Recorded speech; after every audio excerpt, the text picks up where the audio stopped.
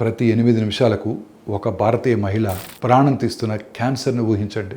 అందులో బాధాకరమైన విషయం ఏంటంటే ఇది చాలా వరకు నివారించగలిగిన వ్యాధి. అదే గర్భసంచి ముఖద్వార సర్వైకల్ క్యాన్సర్. ఈ హెచ్పివి టీకాతో ఈ క్యాన్సర్ నియంత్రణలో ఇంగ్లాండ్ చాలా ముందుంది.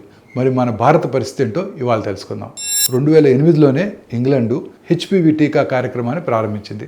ఆ సమయంలో అక్కడ ఈ గర్భసంచి ముఖద్వార క్యాన్సర్ ఒక పెద్ద ఆరోగ్య సమస్యగా ఉండేది. ఇప్పుడు దాదాపు 18 సంవత్సరాల తర్వాత ఫలితాలు ఆశ్చర్యకరంగా ఉన్నాయి. యుక్త వయసులో టీకా తీసుకున్న యువతుల్లో సర్వైకల్ క్యాన్సర్ కేసులు, మరణాలు దాదాపు 0కి చేరాయి. ఇది భారతదేశానికి ఒక గొప్ప పాఠం. మన దేశంలో ప్రతి సంవత్సరం 1,20,000 కొత్త గర్భసంచి ముఖద్వార కేసులు నమోదవుతున్నాయి.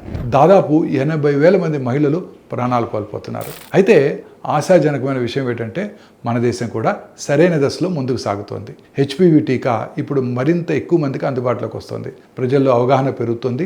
అలాగే ప్రారంభ దశలో గుర్తించే పరీక్షా కార్యక్రమాలు అంటే స్క్రీనింగ్ ప్రోగ్రామ్స్ మరింత మెరుగుపడుతున్నాయి. సో మనం కూడా ఇంగ్లాండ్లో లాగా సర్వైకల్ క్యాన్సర్ కేసెస్ని గణనీయంగా తగ్గించగలం. కానీ అందుకోసం ప్రభుత్వము, వైద్యులు, తల్లిదండ్రులు అందరూ కలిసి ఇప్పుడే చర్య తీసుకోవాలి. భవిష్యత్ తరాలను రక్షించాలంటే ఈరోజే మొదలు పెట్టాలి.